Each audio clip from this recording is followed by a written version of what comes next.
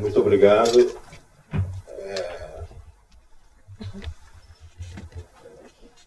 É um prazer estar aqui, embora num contexto tão difícil, especialmente para nós da educação superior, diante desse programa e de outras medidas que vêm se tomando desde o governo de Fernando Henrique Cardoso. E a questão que se põe para mim, eu acabei pesquisando esse processo e publicando livros ou artigos, e esperava que uma hora ia ter um programa que terminaria esse momento da história da educação superior. Para mim, esse documento é Futuris. Ele é um marco histórico na educação superior, em que vigiu um determinado paradigma de universidade e agora ele se propõe a uma universidade paradigmática completamente diferente da anterior. Então, nós não estamos somente analisando um programa, um documento. Nós estamos vendo uma mudança no âmbito institucional, de um paradigma de universidade, em termos de Brasil, de um atraso econômico muito grande, já em 8 meses já se percebe isso, e em termos mundiais, da passagem de um regime de acumulação, que era a predominância financeira, que se esgotou, para o regime de acumulação de crescimento baseado na dívida social. Uma coisa mais perversa possível. É assemelhada à acumulação primitiva, ou também conhecido como regime de expoliação. Então, eu não sei se é um privilégio ter vivido assim, poder analisar, mas sofrer junto. Então, eu trabalho com a tese, eu venho pesquisando isso desde a metade da década de 90, quando surgiu o Plano Diretor de Reforma do Aparelho do Estado. Aí veio o trabalho Novas Faces da Educação Superior, Reforma do Estado, Mudança na Produção, trabalho intensificado nas federais, e aí eu fiz minha tese de titular, avançando isto, do que tinha sido a partir de 2009, quando lançamos o livro. E fui para fora, fui para os Estados Unidos, porque lá esse paradigma de universidade, que é o mesmo do que chamam universidade de classe mundial, já está posto desde 1980. Então passei 1 ano e meio lá como professor visitante, imerso, e produzi o último livro, que é The New Brazilian University, a produção de resultados comercializáveis para quem? Esse livro tem na Amazon Book, tem na Google, não, na Amazon, na Apple Store, na Google Books, e tem também nos dois, tanto o impresso quanto o Kindle. Eu vou pegar uma lâmina e tentar dizer, olha, a influência dos Estados Unidos sobre o Brasil é tal que a oportunidade política de se implantar a nova universidade brasileira é agora. Com todas essas efemérides que eu acabei de dizer. E o futuro está fazendo isso. Porque já na reforma do Estado, lá na década de 90, tudo estava preparado do ponto de vista jurídico e das nossas relações internacionais, as nossas relações econômicas de parceria. O que precisava era um destrambelhamento de um pacto social no Brasil para que isso fosse com um executivo forte, autoritário, implantado. Então, analisar em retrospectiva é importante para saber qual é a força desse documento para mudar as estruturas da instituição. Eu acho que vou me levantar, né? Melhor.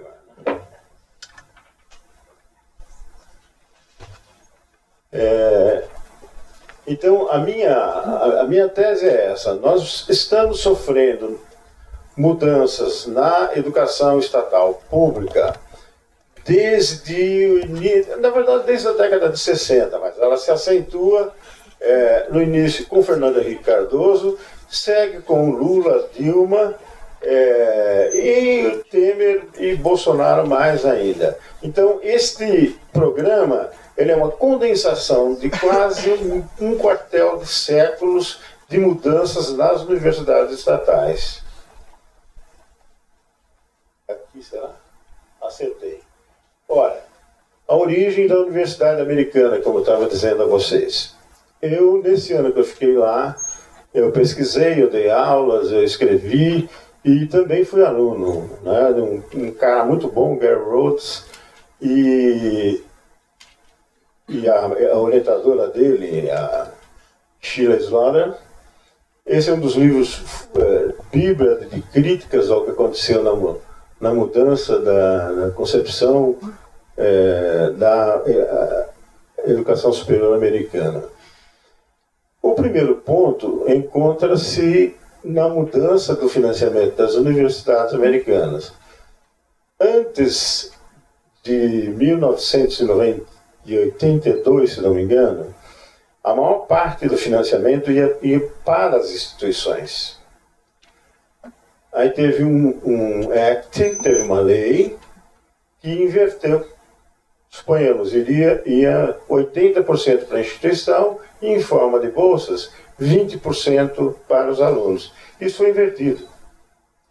Os alunos passaram a gozar e ser também mais controlados, né? Porque tinham bolsa, mas passaram a receber bolsas em abundância. E retiraram o financiamento da universidade. Agora, o aluno não tem nada gratuito no campus. Um ano e meio eu observei estacionamento, cantina, tudo. Ele tem um cartão de identificação estudantil, que é também um cartão de crédito, que funciona inclusive na cidade. Você vai tomar um porre na esquina, você passa o cartão da universidade. Então a parceria, ela está já dentro das cadeias de valores locais, nacionais, mundiais. E a cultura, não é, de pagar futuramente, quer dizer, um valor que não é realizado, ele produz, é a universidade que vai ter que pagar, né? Ele também. Agora, a grande mudança do estudante é que ele não é agora somente estudante, ele é também um consumidor. Essa mudança, para os autores, e a gente pode também perceber isto, é estrutural para todos nós. Quer dizer, o aluno, ele consome, e isso faz com que a universidade tenha que ofertar os serviços que ele quer. Então, a demanda por serviços dentro da universidade, qualquer tipo de serviço, tem que ser oferecida pela universidade. Isso faz com que as relações sociais, no cotidiano da universidade, isso é quase que apanhado no ar de tão sólido que é totalmente mercantil, né? Essa é a grande primeira mudança que tem a Universidade Americana. A segunda mudança vem quando se inicia, tem a falência do Estado de Bem-Estar Social e entra o neoliberalismo e no âmbito neoliberalismo no âmbito econômico é a predominância financeira. Então eles colocam dessa maneira. Os dois grandes fatores foram a forma de financiamento e a predominância financeira, que põe uma demanda econômica de pesquisa para a Universidade Americana. por essa lei, Bayh-Dole Act, de 1980. Esse ato jurídico, ele só diz uma coisinha simples, de grande alcance. Diz o seguinte: toda pesquisa financiada pelo governo federal e que resulte em alguma patente, transferência de tecnologia, direitos autorais de artigo, poderá reter para si o que resultou. Não precisa mais devolver para o governo federal. Fica na instância da universidade. Vejam que sutil que é. Mas nos Estados Unidos, não vão comparar as economias, e lá tem a mentalidade do privado mesmo. Então esse Bayh-Dole Act não assustou ninguém. Os próprios professores queriam até esse Bayh-Dole Act. Então, o que a universidade então se desloca mais para o âmbito econômico, entrando nessas cadeias de produção de valor local, nacional e mundial. E tem início um novo tipo de paradigma científico, que é a tecnosciência, a tecnociência, né? E o conhecimento imediato, que o Rhodes chamava no livro em 2010 de conhecimento matéria-prima, e depois de algum tempo conversando com ele, indo mais vezes, ele já assumiu conhecimento mercadoria, né? Então, lá nos Estados Unidos, a nova universidade americana, tem um livro até do presidente da universidade onde eu fiquei trabalhando, com esse nível, como conceitualizar a nova universidade americana. Então é direto e reto, assim, nós vamos pesquisar voltado para as áreas prioritárias que a economia puser para cada região dos Estados Unidos, ponto. E a universidade vai se autofinanciar a partir disso. Vai ter que vender pesquisa, vai ter que montar startups, vai ter que prestar serviços, enfim, todas as áreas terão que produzir meios para trazer financiamento para a sua instituição. Eu me lembro que quando eu estava quase indo embora, houve um concurso, eu vi o currículo de um professor de uns 50 anos, 1000 prêmios, etc. e tal. Eu tinha um garoto de 28 anos pesquisando já direto nesta linha. O senhor, o professor mais velho, não foi escolhido, foi o garoto. O conhecimento acadêmico em si fica secundarizado em relação ao conhecimento científico voltado para se tornar mercadoria imediatamente no mercado. E no mercado mundial, diga-se de passagem.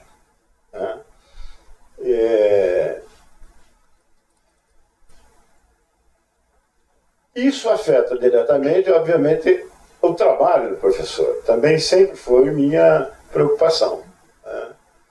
Ora, se antes nós poderíamos dizer nosso trabalho é imaterial, super qualificado, chega a ser até uma fruição certas vezes, nós passamos do ponto, e quando passa do ponto e percebe, já foi muito além, está doente e tal. Mas era uma escolha, não sei se nossa, mas era uma escolha.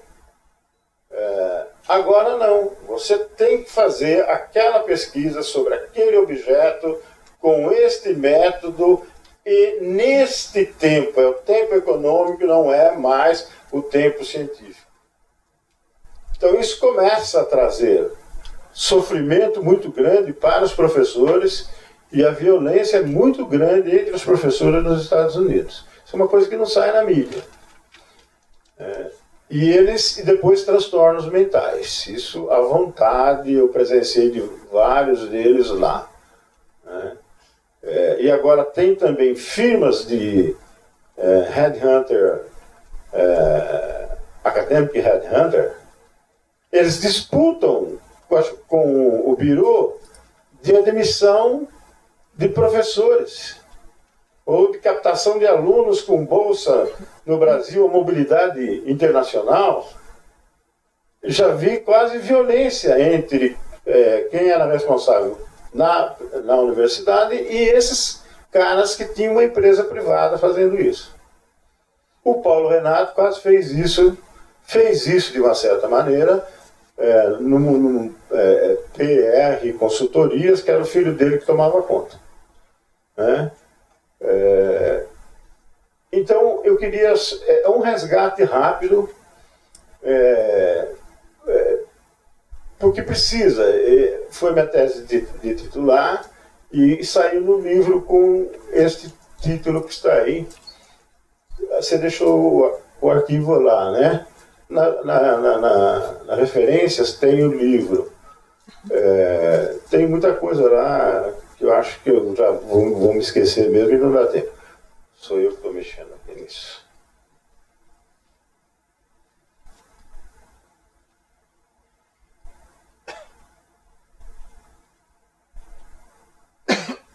Bem, diante desse novo contexto, o que a gente percebe? Surge uma nova cultura organizacional na instituição universitária. Eu tive com esse autor na Universidade de Londres, né? O Brian Arthur. Ele esse livro é fantástico, A Natureza da Tecnologia. Acho que não tem em português ainda. Mas olha a tese que ele defende em 300 e poucas páginas. Desse modo, com o lento passar do tempo, muitas tecnologias se formaram a partir de poucas tecnologias e assumiram formas mais simples, mais complexas, empregando como componentes tecnológicos mais simples. A coleção geral de tecnologias supera a si mesmo partindo do pouco para o muito e do simples para o complexo. Portanto, podemos dizer que a tecnologia se cria a partir de si mesma. Então, por que eles precisam bulir com a universidade? Eu tinha uma outra citação aí grande dos grondices do Marx, mas eu achei que não era o caso. O caso era para analisar. Eu estou trazendo esses elementos para poder explicar o futuro e a força com que ele vem, tanto política quanto histórica no Brasil.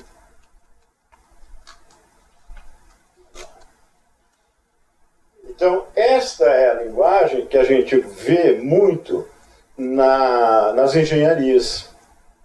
Nas ciências exatas, de uma maneira geral, isso não é predominância, não é uma coisa total, é bastante heterogêneo isso aí. Mas já existem, lá na UFSCar, eu falo na universidade onde eu trabalho, tem gente que já faz isso há 10 anos. O departamento de Química, o departamento de materiais na UFSCar são conhecidos mundialmente e já tem professores que só fazem pesquisa, nem orientam no doutorado. Muitas firmas, dessas grandes firmas, montaram um laboratório de 5 andares para os 2 departamentos que ficam um ao lado do outro. Tem um bolsão todo de empresas incubadas, só esperando o capital financeiro levantar e colocar no mercado. Então, a UFSCar tem isso, e o FMG também tem muito isso. Né? Eu estudei bastante o FMG. Agora, isso bate... O que o Harvey diz? Olha, essa coisa de inovação tecnológica, que vai aparecer muito no governo de FHC, de Lula, Dilma, e estoura depois Temer e o Bolsonaro, olha, isso não é uma coisa nova no capitalismo. Diz assim, a partir de meados do século XIX, a pulsão fetichista por novas formas de tecnologia a qualquer preço promoveu a fusão entre a ciência e a tecnologia. Depois disso, ambas evoluíram num abraço dialético. Se, por um lado, o desenvolvimento científico sempre dependeu de novas tecnologias, como o telescópio e o microscópio, por outro, a incorporação de conhecimento a novas tecnologias tornou-se o cerne da atividade empresarial. Então, o que mais necessita e produz as empresas é conhecimento, mercadoria, ou eles fazem também a tecnociência. Daí já estamos há muito tempo tentando aproximar a empresa e a universidade. Eu não acho que isso se reverta.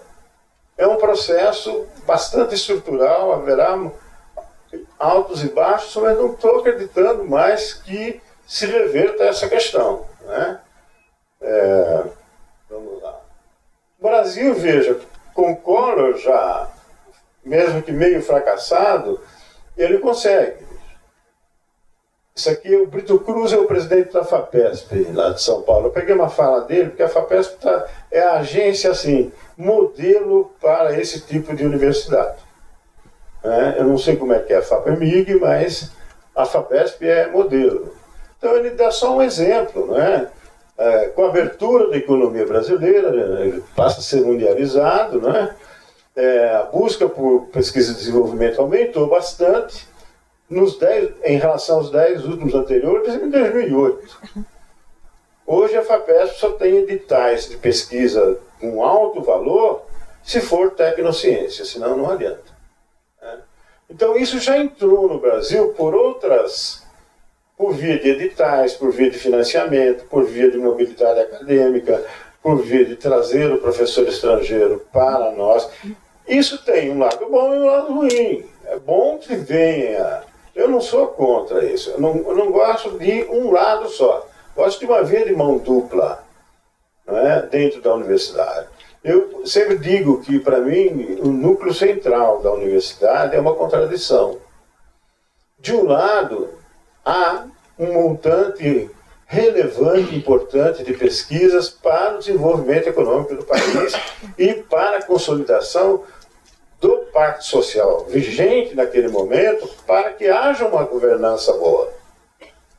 O outro polo antitético a esse é o polo em que se faz pesquisa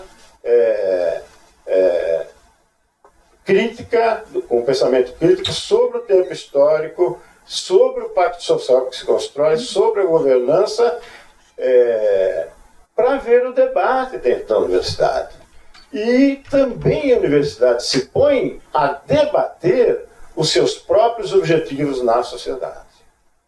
Isso que nós estamos fazendo aqui é exatamente isso. Veio uma demanda colocada, que é o programa Futurice. Ora, são esses os objetivos da universidade que nós queremos? Então, esses momentos de debate são cruciais, porque expressam, nesse momento, a identidade da instituição universitária. E isso deve acontecer no cotidiano, e acontece. Vá na praça de alimentação, você vai ver um debate. Não, eu não concordo com isso e tal, e mostra livro, pelo menos eu sempre vejo isso. Ainda, né? Vamos lá. Agora vamos olhar um pouquinho para trás e ver como é que a gente chega até aqui. Porque já vimos que mundialmente isso está bastante forte. Agora, como que se deu os últimos anos no Brasil? O que aconteceu de mudanças para forçar drásticas ou radicais e estruturais mudanças na universidade? Na verdade, a gente poderia, em termos de marco estrutural, dizer que é a reforma do aparelho do Estado, que foi uma necessidade estrutural do capitalismo dependente. Por quê?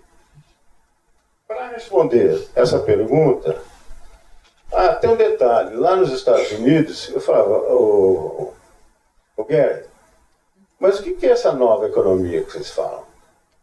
A demanda, uma explicava, a mudança da universidade era explicada pelo financiamento e pela nova economia, que eles chamavam. que é isso? Ele falou, isso aí é o que o pessoal fica pedindo, mas ele não sabia dizer o que era. Por quê? Porque durante o macartismo, Marx, o pensamento econômico crítico, até de origem schumpeteriana, foi expulso de lá. Então eles não tinham essa visão. Foi nesse momento que eu percebi. Eu tinha feito um pós-doutorado em Londres em economia política, nas suas lá, e tive esse insight aqui. Que eu tirei do livro 3 do Capital. Parece que o livro 3 está virando a bola da vez agora. Que são os ciclos de mais valor do capital e como ele acontece, como ele se movimenta na predominância financeira. Primeiro vamos falar um pouquinho deles, né? Esse aqui é o ciclo que se produz a riqueza mesmo. Né? Então o sujeito põe, mesmo quando o ser humano estava indistinto da natureza, ele, o animal, a pedra, uma árvore eram a mesma coisa, ele tinha que trabalhar para produzir valor, mesmo que esse valor fosse valor de exclusivamente de necessidade humana. Né? No capitalismo isso muda. Né? Mas esse ciclo não é uma coisa específica do capitalismo, sempre existiu. No capitalismo ele toma essa forma. Há investimento em capital, transformado em mercadoria, o famoso salto mortal da mercadoria no mercado, e produz um capital maior e assim por diante. Esse seria, com um pouco de simplicidade, o primeiro ciclo de movimentação do capital. E ele produz, de fato, riqueza. Né? O trabalho do ser humano produz riqueza. O segundo ciclo é o ciclo da mercadoria, dentro do mercado, que acaba sendo a base das relações sociais, né? Que deriva do primeiro. Né? Ocorre que os dois primeiros esgotaram. O primeiro corresponde ao liberalismo clássico, o segundo ao capitalismo monopolista. Ambos têm o seu fim. Quando finda o monopolismo, que coincide com a predominância do segundo movimento, sempre houve uma categoria que é o capital creditício. Ele começou a aumentar de tal maneira que ele acabou se tornando, ele continua ainda o capital creditício, um novo ciclo de movimento do capital, já na época de Marx. Né? Esse esquema eu tirei, está aqui, está. Ciclo de organização, não dá nem eu leio. Bem, o fato é que vamos analisar a situação da predominância financeira. Como é que as coisas ficam? Lá em cima, só a propriedade privada garante tudo. Parece que é um esquecimento da realidade. Eu tenho... o Jorge Soros tem 10 milhões de dólares e vocês têm uma proposta de negócio infalível na área de nanotecnologia. Então, o que ele vai fazer? Não é nem dinheiro, é promessa de dinheiro, é título. Ele vai passar os 10 milhões de dólares para receber isto por mês, e se essa empresa vinga, ele é sócio majoritário. Então, essa foi a maior dinâmica que esse ciclo trouxe. Então, se criou a ilusão de fazer dinheiro a partir de dinheiro sem a mediação do trabalho.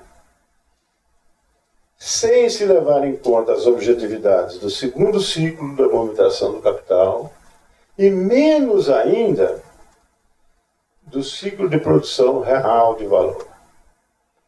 É por aí que a gente consegue explicar o que o David Harvey, chama, por exemplo, de compressão espaço-temporal. Né? Como eles não se preocupam com as condições objetivas dos ciclos de baixa, exigem mais. E exigem mais-valia. De onde se tira mais-valia? Só se você diminuir o custo do trabalho vivo. Então houve um intenso investimento na produção de ciência voltada para a economia, imposto por esse regime de acumulação. Então notem como é forte a pressão e o meio onde estão todas as mudanças na universidade, no mundo todo, e esse programa aqui, no meu entendimento, ele vem coroar, né, infelizmente, esse processo que começou com o Plano Real. Na verdade, essa compressão cai sobre o trabalhador. São tecnologias que vão fazer o trabalhador aumentar o trabalho excedente para ter mais valia. O Claude Servati dizia: não se trata de diminuir o custo do trabalho vivo em 3 ou 4%, é de 70% a 80%. Mas as novas tecnologias não deram conta de chegar a 60%, 70%. Aí vem outras medidas que pouco se juntavam. Caça-se os direitos sociais do trabalho. E aí que nós entramos num momento que se consegue compreender as reformas que nós estamos tendo desde o golpe de 2016, por exemplo. O golpe, já admitido pelo próprio Temer, não sei se alguém tem dúvida, mas eu não tenho,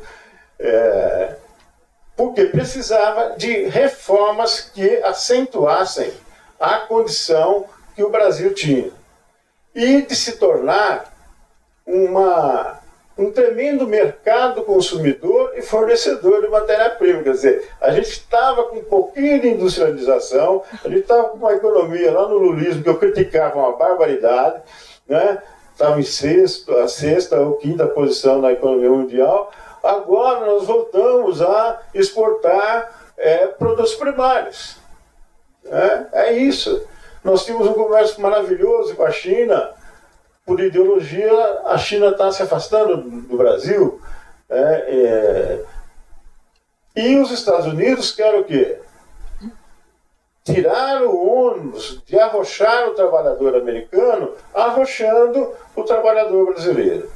Aí é interessantíssimo ler as atualizações da teoria marxista da dependência. Muito interessante. Cujo mentor primeiro foi o Rui Mauro Marini, mas o Teotônio dos Santos, quase 40 livros, ele renovou e atualizou muito a teoria da dependência.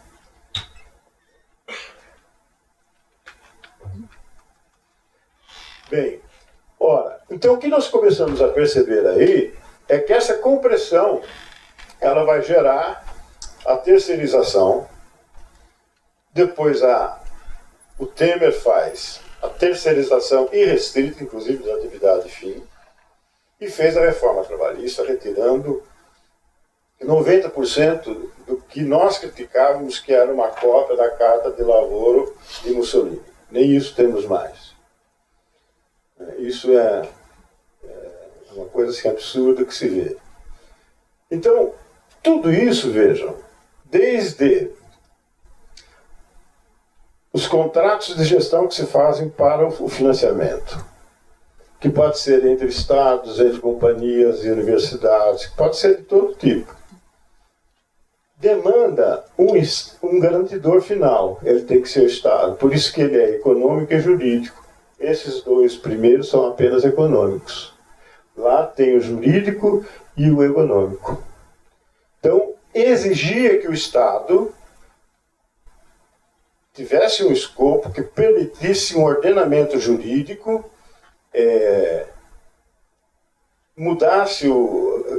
para mudar a definição de capital internacional, de empresa internacional, para abrir realmente, de uma vez, escancaradamente, o Brasil, a economia brasileira, para a economia mundial, sob predominância do capitalismo financeiro. Eu insisto muito nisso, porque isso já está esgotado, por incrível que pareça. Para pior, lógico, né? Então, a proposta de reforma do Estado que o prestidigitador Bresser Pereira trouxe para nós, ela pode ser sintetizada aí. A proposta tem 4 núcleos, né? O primeiro, voltando, o que aprontei aqui.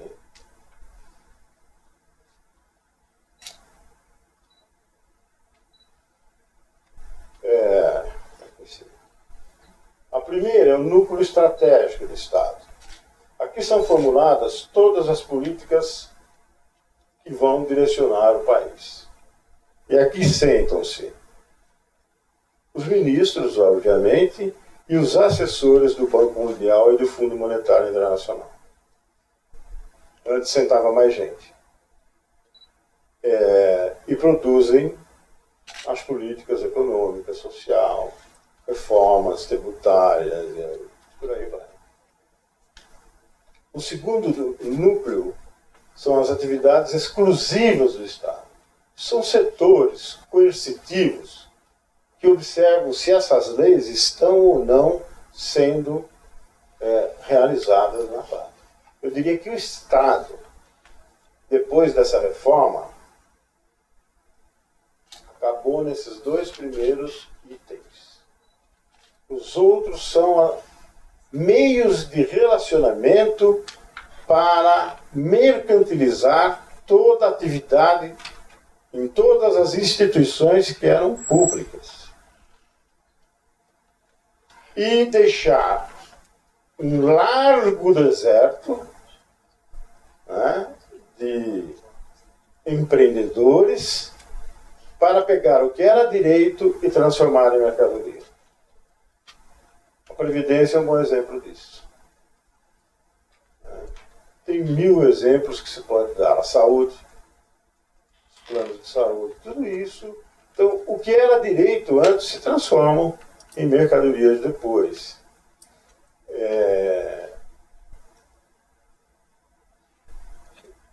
O quarto núcleo é a produção de bens e serviços para o mercado. Então já é direto. Escancarado esse item 4. E o Bresser acentua. Na União, os serviços não exclusivos do Estado mais relevantes são as universidades, as escolas técnicas, os centros de pesquisa, os hospitais universitários e os museus. Então, esse programa Futurice, de outras formas, tentou entrar. O Geres, com o Paulo Renato, ministro do Fernando Henrique, tentando fazer uma reforma nesta direção. Naquela época a sociedade estava bem organizada, antes bem organizado, conseguiu se rechaçar, e houve outras tentativas. Agora, nesse contexto em que não há um pacto social que permita a governança, é possível sim agora finalmente fazer isso. E isso me deixa assim com frio na espinha. Voltei.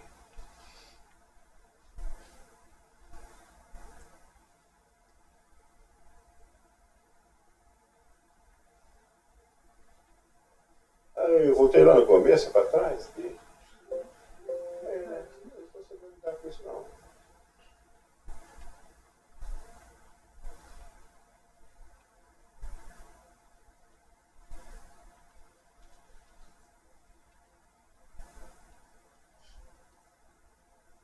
Ah, sim. Aí eu peguei mandato por mandato de cada presidente para vocês terem uma noção de quanta densidade histórica tem nesse programa chamado Futurice. Quando o FHC assumiu, primeiro, com o Plano Real, o Plano Real não foi um plano apenas de ajuste de anti-inflacionário.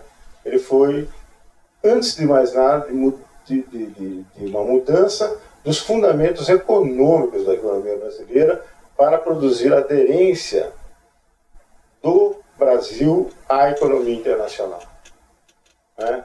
Então, eu diria que as grandes contribuições de Fernando Henrique Cardoso para nós chegarmos nesse momento foram as propostas já aqui pensadas de terceirização e privatizações, que ele fez várias. Houve um desemprego, taxas altas de desemprego no governo do FHC, e veja, já tinha aqui a flexibilização das leis trabalhistas, quer dizer, já se apontavam. É que a gente pesquisa, mas não tem bola de cristal, né? Mas o Fernando Henrique já tinha na cabeça o processo histórico, não exatamente como ele aconteceria, mas que aconteceria por aí, ele sabia.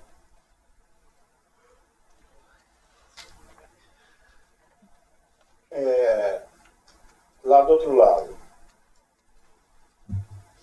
a mudança jurídica de propriedade. Isso aqui é fundamental. Aquilo que eu acabei de dizer há pouco, quando o Estado reduz a participação na esfera pública, os direitos sociais se tornam propriedade, mercadoria. Né? Ora, a reforma do Estado, então, o capitalismo sempre fez isso, transformar propriedades comunais, propriedades públicas, em propriedade privada individual. A reforma do Estado fez isso também. São duas mudanças jurídicas na propriedade privada que essa reforma faz. A primeira é esta. A segunda é assegurar que a propriedade privada de valores não realizados no presente, mas a se realizar no futuro, tenha lugar no ordenamento jurídico. É difícil entender isso que eu falei, porque não é fácil mesmo. Né? Eu vou voltar nisso, mas é só para dizer que um exemplo bastante simples, e que hoje já está virando cultura. Eu vejo lá no pão de queijo da UFSCar, o aluno vai lá, pede um pão de queijo, uma média, um leite, não sei o quê, um suco, vai pagar, põe no crédito. Analisem essa situação como existe no cotidiano. O aluno empenhou tempo da sua vida e declarou que vai ser ao trabalho para pagar algo que ele já consumiu no presente. Então, o que é isso? É a bandeira lá do cartão de crédito, ela tem a propriedade de um valor que não se realizou ainda. Vai se realizar no futuro. Esse é o coração do novo regime de acumulação. E o ápice, assim, um exemplo mais escancarado, e as pessoas não veem, é a reforma da Previdência pela capitalização. Né? Então ele tem essas duas mudanças de propriedade que traz em si. Eu leio muito sobre a reforma do Estado. Escrevo também bastante, mas eu só fui perceber isso há um ano atrás. Essa coisa da mudança da propriedade privada que essa reforma produziu. O Fernando Henrique vai já contar com as universidades voltadas para as atividades econômicas. Tanto que ele cria aqueles fundos setoriais. Vários fundos setoriais, muita grana, né, acho que do CNPq, voltados para o petróleo, que tinha o pré-sal na boca ali, e por aí afora. Então, o Fernando Henrique já também, durante o seu octênio, ele vai... E aqui Os alunos, o FIES, né? E o estímulo já aqui, universidade e empresa. Sem dúvida, o plano real. Né? Vamos lá, então.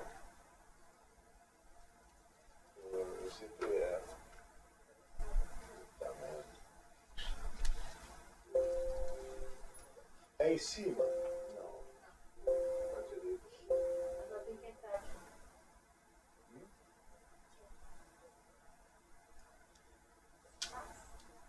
Está no primeiro slide. Quer que faça? Não, você pode ficar só com a voz.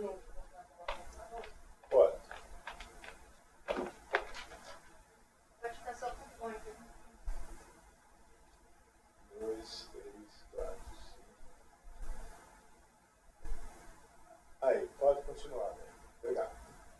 Aqui eu acho o governo do Lula e o governo da Dilma, eles são uma continuidade, mas sobre o arcabouço de um movimento que é muito mais que político, que é o lulismo. Né? Eu acho que o lulismo ele transcendeu o movimento político e se tornou antropológico. Eu acho que tem características religiosas até quando se vai para regiões como o Nordeste, ou então se desce para classes sociais não tão abastadas, adquire traços religiosos em relação ao Lula, e ele é comparado politicamente por uma determinada camada com Getúlio Vargas, e no Nordeste você ouve muito Lula, Padim, Padeciço. Então, não dá para entender o lulismo somente com categorias políticas. Né? Agora, o Lula foi muito pragmático. Né? E ele é muito pragmático. Ele veio lá de Garanhuns, ele viveu, ele sabe falar o idioma de quem está sofrendo na pele a concentração de renda que está acontecendo. E por consequência, as desigualdades sociais. Agora, ele disse sim ao capital financeiro. Tem um livro muito interessante do Matthias Spector, que se chama 18 dias em que FHC e Lula se juntam para ganhar o apoio de Bush. Cada capítulo é um dia. O cara é do PSDB, mas ele foi minucioso no quê? Eu só faço comentários, não vou fazer análise, vou colocar as fontes. Então tem depoimentos, tem documentos. E o FHC, então, juntou a diplomacia que ainda estava, era o presidente eleito do FHC. Desculpe, o Lula era eleito. Fim do mandato do FHC. A diplomacia do FHC, então empossada, a futura diplomacia do Lula e a diplomacia dos Estados Unidos. Se mataram para conseguir um encontro com Bush. Foi uma coisa inédita da história da República Americana, mas esse encontro houve. Né? O Lula, o Fernando Henrique e o George Bush. George Bush abençoou o Lula falou que cumpriria os compromissos de Fernando Henrique Cardoso. Agora, em termos de capital, gente, de dominação entre países, não tem como fugir. Imediatamente, o Lula foi ao FMI, fez um empréstimo simbólico, em termos monetários, mas assinou todos os compromissos que ele ia honrar, todos os compromissos que o Fernando Henrique Cardoso tinha assumido. Acabou. O Wall Street normalizou, a comissão dos republicanos que estavam com medo do perigo do comunismo do Norte, do Fórum de São Paulo, etc. e tal, acabou. Na Câmara também isso acabou, porque quando o Lula se elegeu, os Estados Unidos entrou em polvorosa. comissões de direitos humanos, comissões com resquícios macartistas contra o comunismo também se formaram. Foi um alvoroço nos Estados Unidos. O Brasil significa muito na América do Sul. Ou na América Latina. Só lembrar aí da gente ver se só compensa uns 15 minutos para a gente ter tempo de... Sim, claro, eu vou. A Dilma continua, porém, ela vai tentar mais na economia, trabalhar com os PACs. Né? O PAC da tecnologia vem deste consenso da reunião que houve em Brasília, que é a quarta reunião de ciência, que ele produz um consenso entre universidade, governo e empresa. A partir daí, a Dilma vem com os PACs de aceleração, ela quer o pré-sal para a educação, e a Dilma foi o presidente nos últimos anos que mais investiu em tecnologia. Esse ponto bate em 2015. Logo depois do golpe, tudo acabou. Por favor, vamos lá. Agora, quais foram os resultados do lulismo? Isso é importante para a gente compreender como é que agora entra há um desaparecimento da produção industrial na forma fordista, e de fato há. Ou porque faliram, né? Ou porque foram substituídas mesmo por empresas flexíveis. Isso é substituição pela fragmentação e dispersão da produção. Além da questão do processo de produção, há também consequências para o indivíduo, como ele se vê na classe dele. Ele é um trabalhador, ele não é um trabalhador, e assim por diante. Muitos professores, por exemplo, se julgam da classe média. Não são mais da classe média. Estão fazendo trabalho produtivo, e além de estar fazendo trabalho produtivo, estão pesquisando o que os outros querem, não o que ele desejaria. Surge a tecnociência e a mudança de inserção social dos cientistas e técnicos. É exatamente isso que eu estou dizendo. Quer dizer, um processo diferente, mas de mesma natureza, de alienação, surge dentro da universidade. Não é? Pela passagem, e também os advogados, né? Médicos, os médicos passam a trabalhar para planos de saúde, e por aí vai. Então houve uma mudança na sociedade em que a classe trabalhadora aumentou e se fragmentou, se diferenciando em frações de classes, que era quase que impossível encontrar uma reivindicação que unificasse a classe trabalhadora. Por outro lado, a burguesia diminuiu, aumentando a classe trabalhadora, e se negava a ser classe trabalhadora. Esse aeroporto parece uma rodoviária. Muita gente viu isso. Bem, o que acontece?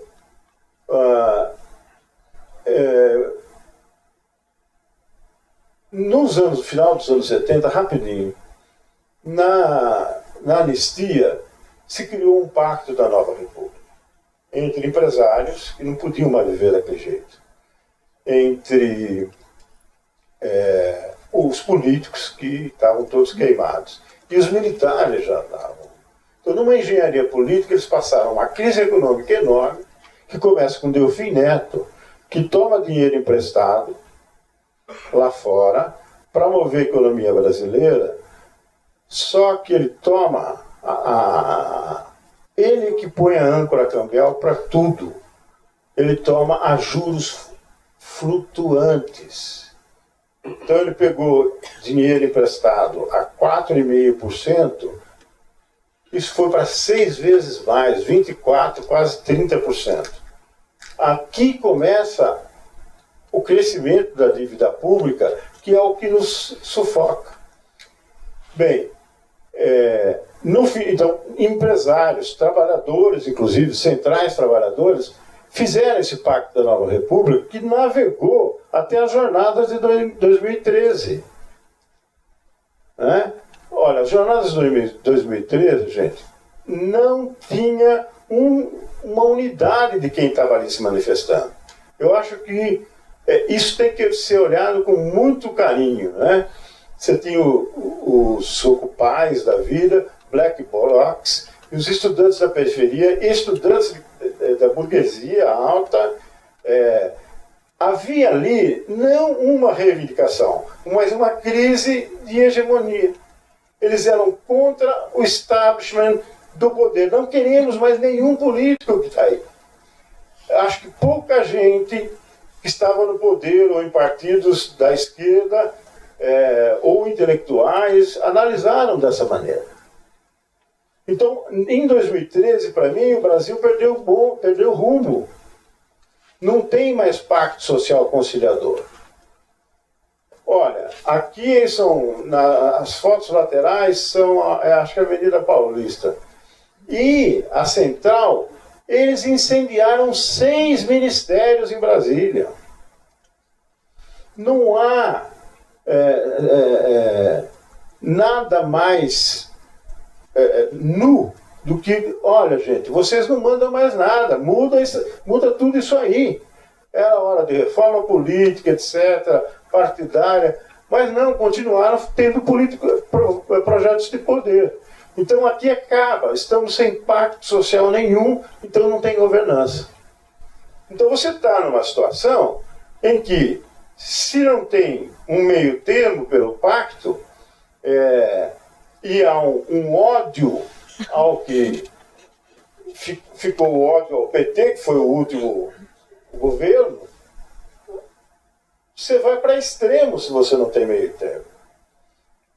Ficou para o segundo turno o Haddad, que representava todo esse ódio que vocês estão vendo aí, e o Bolsonaro. Não tinha dúvida que o Bolsonaro venceria. Né? Então, o Bolsonaro vence sem programa de governo, né? Lambendo o pé dos Estados Unidos e fazendo essas coisas que nos envergonham a vida fora. Não tem uma política de relações internacionais, acabaram as relações Sul-Sul, ele se afasta da China, ele se dispõe com Israel e Palestina ao mesmo tempo. O sujeito é completamente sem noção mesmo, né? E o Guedes continua com aquele discurso de quando ele foi assessor do Pinochet para implantar a previdência por capitalização. Hoje o Chile é campeão de suicídios de idosos, né? Vamos à frente para... E aí nós temos as fake news, para vocês terem uma ideia. Essa é uma coisa nova para nós, para a minha geração é uma coisa nova. Né? Eu estava conversando com o Safata, ele estava com dados de que durante a campanha 1.500.000 fake news por dia eram lançadas por robôs da União Soviética, da extinta União Soviética, da Rússia. E os Estados Unidos também. Tem muita literatura já sobre isso. Segue, né? Assim, nem falei futuro, sei. O que eu queria mostrar realmente era que a minha hipótese, o Futurice, ele para mim, o fecho desse processo todo. No que toca à universidade. Ele se coloca 3 eixos, e os eixos, eu vi uma moça cometendo um grande erro, pesquisando internacionalização, ela pôs a palavra no documento, não achou nenhum. Esses eixos não são, eles são transversais em todos os pontos do futuro. Então isso precisa se ter em mente, que a gestão ela tem que ser feita com eficiência em qualquer lugar, no sistema público, privado, e não importa. A governança são as condições objetivas para a gestão. E a cultura e o empreendedorismo. Eu não sei o que vocês entendem por empreendedorismo, mas para mim empreendedorismo é a incapacidade do governo de criar trabalhos com direitos sociais para os seus cidadãos. Então já vai minha crítica já direto ao empreendedorismo. A pesquisa e inovação é a tecnoscience, o conhecimento de mercadoria e as inovações que já existem há muito tempo. E a internacionalização estará em todos os itens. Olha, quando foi lançado aquela festa, o programa, olha o que o secretário Weintraub falou, o Lima Júnior. A gente quer se transformar na agência de produção de exportações do Brasil, só que da educação. Com a internacionalização não vai. A gente quer fazer com que a educação brasileira seja um produto de exportação. Então já subiu a mercadoria e já subiu a internacionalização, já baixou a cabeça para a Europa, Estados Unidos e assim por diante. As universidades que aderirem ao programa poderão realizar contratos de gestão com as organizações sociais. Isso não é muito claro para muita gente. E eu pus por isso. Na verdade, não sei se vocês sabem, surgiu a primeira minuta, que eu estou trabalhando em cima dela, e dia 16 agora, terça-feira, saiu outra. Chegou para mim hoje de manhã, dei uma lida rápida, vi que a racionalidade era a mesma e eu mantive o PPT. A organização social é a coisa mais genérica do mundo, né? Mas tem uma definição que foi feita lá para a reforma do Estado. Organização social para a reforma do Estado, acho que foi o Modesto Carvalhosa que fez essa definição, ela é uma qualidade conferida a um ente jurídico da sociedade civil pelo Estado para comercializar o que o Estado fazia como de política pública ou como direito. Essa é a definição de uma organização social. E ela tem que ser regida pelo direito privado. E tem autonomia, portanto, para contratar, comprar sem licitação e por aí afora. Os contratos de gestão poderão ser celebrados com as qualificadas pelo MEC, as AOS, ou por outros ministérios. A princípio, portanto, não haverá necessidade de chamamento público. Quer dizer, eu fico pensando conspiratoriamente, já deve estar todo dividido isso daí, né? Toca, vamos lá. Os professores de dedicação exclusiva poderão exercer atividades remuneradas de sua pesquisa na organização social, contratada pela universidade, desde que cumpra... Isso já, de alguma forma, já está até regulamentado, que 8 horas o professor por semana, o professor pode fazer isso. E fora aqueles que burlam a dedicação exclusiva. É importante dizer isso. Agora, também quero dizer que se ele está em dedicação exclusiva para a universidade pública e vai fazer esse tipo de serviço, fica secundarizado o que era principal no seu trabalho antes do programa. O MEC montou um fundo de 102 bilhões. 40 bilhões vieram do Ministério da Economia, ações e patrimônios que vão ser vendidos. As OS contratadas, poderá participar da gestão de recursos de patrimônio das instituições, pode vender. A cessão de servidores das instituições federais para as organizações sociais será facultativa. A OS, que assumir uma universidade, digamos que uma grande empresa aqui de Minas, isso, a CEMIG, adquire essa qualidade de organização social. Ela vem, faz um contrato de gestão com o Estado com a universidade, olha, vamos lucrar tanto, vamos levar ao mestrado, doutorado, tantas pessoas, a graduação, tantas pessoas, etc, etc, etc, etc, etc. Isso é assinado no contrato de gestão e tem que cumprir isso daí, né? Então, há um comitê gestor entre acadêmicos e membros da empresa que é a OS que vai trabalhar com a UFMG. E vai ficar ou não com servidores, e servidores de maneira geral, isso significa também professores, né? Sim ou não, dependendo dos interesses dessa organização social. O Futurice também prevê estímulo ao investimento de recursos privados nas universidades. Está mais claro por meio de projetos de inovação, né? Em troca de compensação financeira, é o Bayh-Dole Act dos Estados Unidos. O programa traz como medidas a utilização econômica do espaço público e a cessão de naming rights de campo e edifício das instituições. Vocês sabem o que é naming rights? Dá vergonha. Nem nos Estados Unidos eles fazem isso. Tem o campus aqui de BH, tem o campus de Montes Claros, né? A Unimar vem para a organização social e dá 10 bilhões de dólares. O campus de Montes Claros fica assim: Campus Neymar Júnior da Universidade Federal de Minas Gerais. Ela pode fazer isto, né? E também começa a cobrar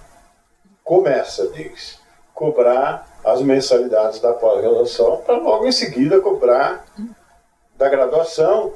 E aí entra aquele mesmo mecanismo da Universidade Americana na Universidade Brasileira.